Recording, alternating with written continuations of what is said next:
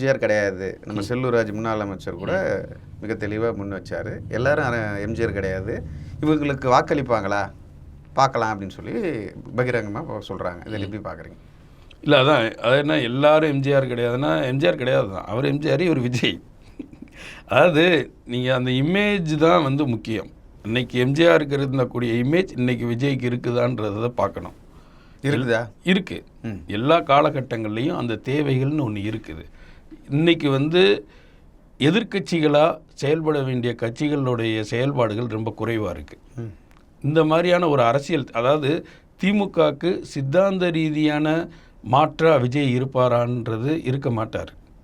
அதில் வந்து திமுகவுக்கு வந்து அந்த இடம் வந்து ஃபில்லப் பண்ணுறதுக்கு உண்டான ஒரு ஆப்போசிட் இயக்கம்ன்ற ஒன்று வந்து தமிழ்நாட்டில் இல்லை.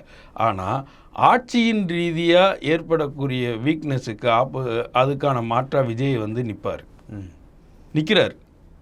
ஒரு ஆட்சியினுடைய தோல்வி அல்ல ஆட்சியினுடைய மைனஸ்களை வந்து ஃபில்லப் பண்ணுற ப்ளஸ்ஸாக விஜயை கொண்டு வந்து நிப்பாட்ட முடியுது. ஏன்னா அவர் இதுக்கு முன்னாடி திரையில் எம்ஜிஆர் பல விஷயங்கள் வந்து ஏழைகளுக்கு உதவுவார், ரொம்ப அன்பானவராக இருப்பார், ஒழுக்கமானவராக இருப்பார், இப்படின்ற எல்லா இமேஜையும் கட்டமைச்சது தான் அவர் அதிகாரத்தை நோக்கின பயணத்துக்கு ரொம்ப ஈஸியாக உதவுச்சு.